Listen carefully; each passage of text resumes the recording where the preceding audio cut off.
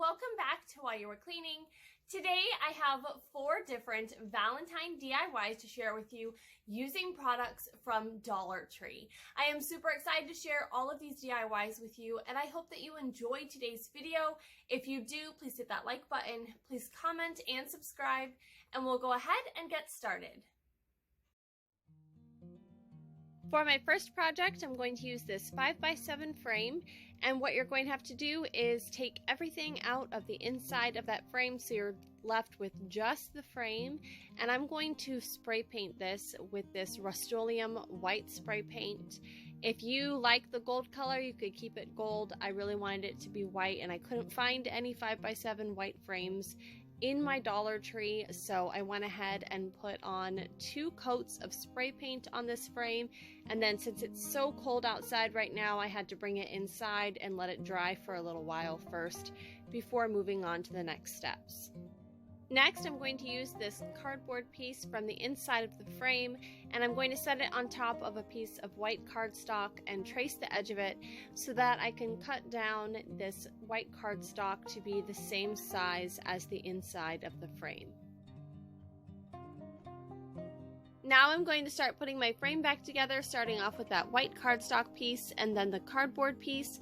Also make sure you put in that cardboard frame piece with the foam pieces attached to it before you put the backing on, because otherwise there'll be a gap between the front and the back of the frame.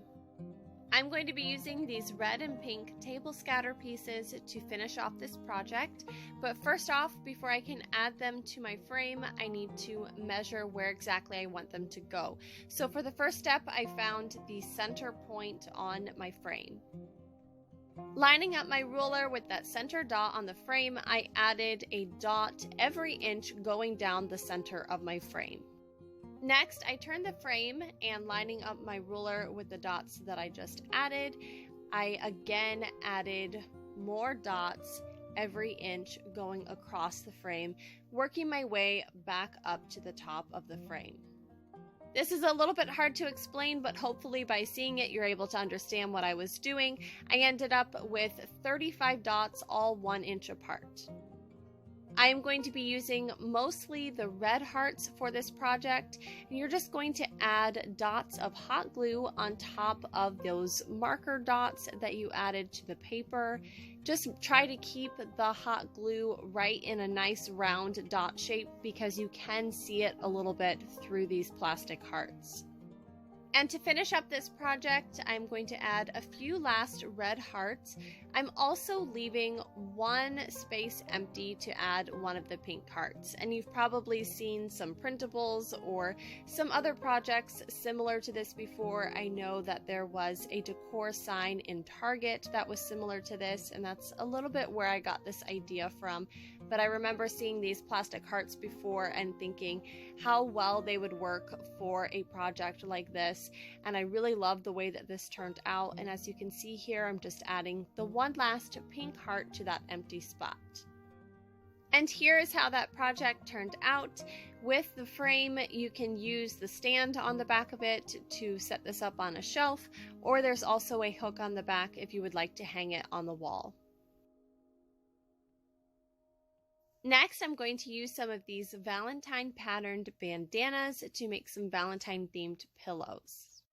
Each of these packages comes with a heart bandana and a checkered bandana, so I am using 2 heart bandanas from 2 different packages to make my first pillow here.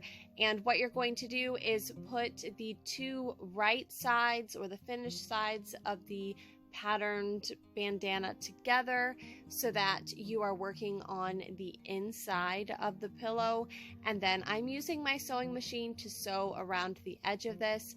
You can also hot glue if you didn't want it to be a permanent pillow, or you could use something called hem tape, which is an iron-on product, and that would finish the edges of it without having to sew, and then it would be a little bit more semi-permanent, not quite as permanent as using a sewing machine.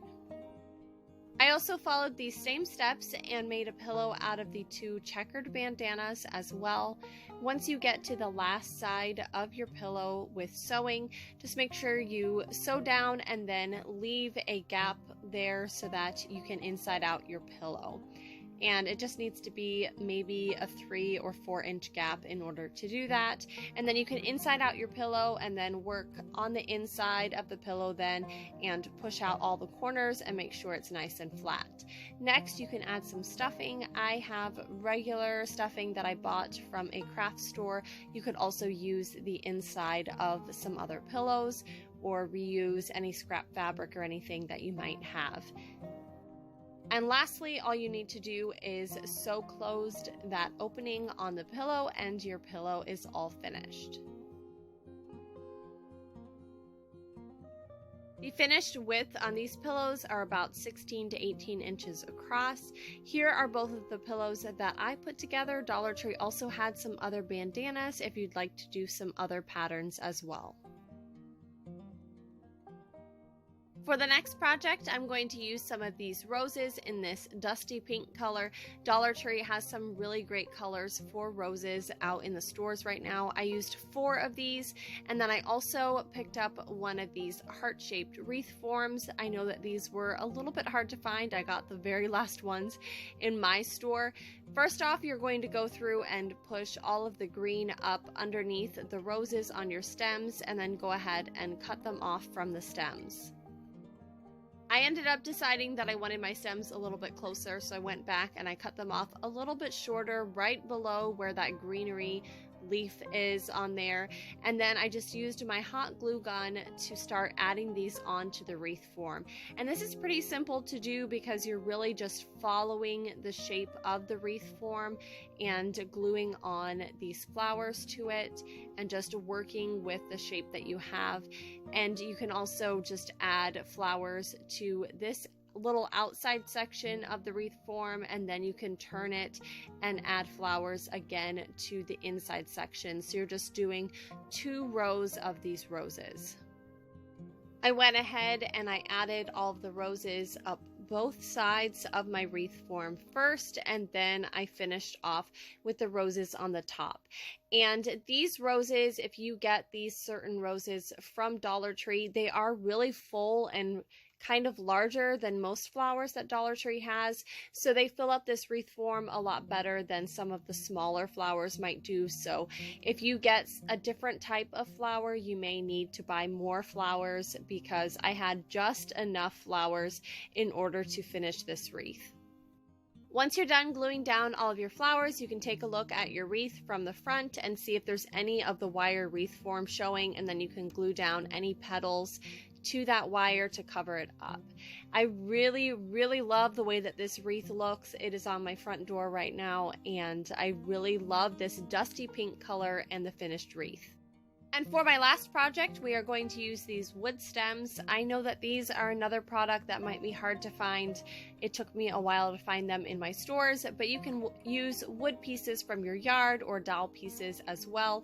I am just using 1 package of these, and to start off, I am going to arrange the wood stem pieces into a heart shape so I know what I have to work with.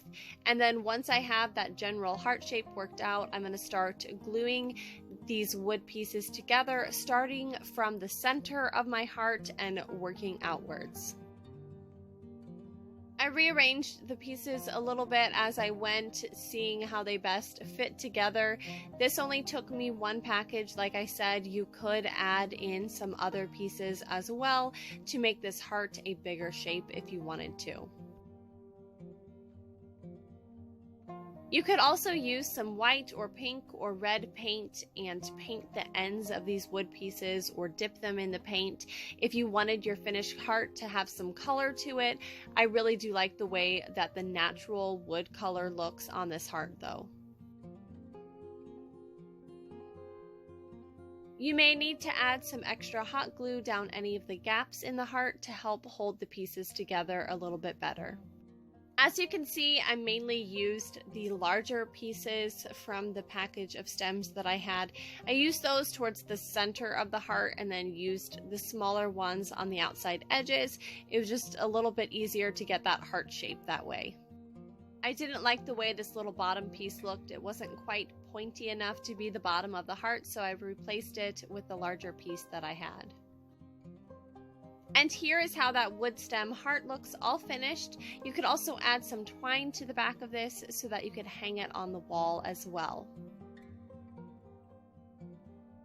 My daughter asked me to add in this video the heart shape that she made on my workspace with all of the extra table scatter heart pieces. Those are all of the projects that I have to show you in today's video. Let me know down in the comments which of these projects was your favorite and which one you may try to recreate. I hope that you have enjoyed today's video. Thank you so much for watching, and I'll see you next time. Bye!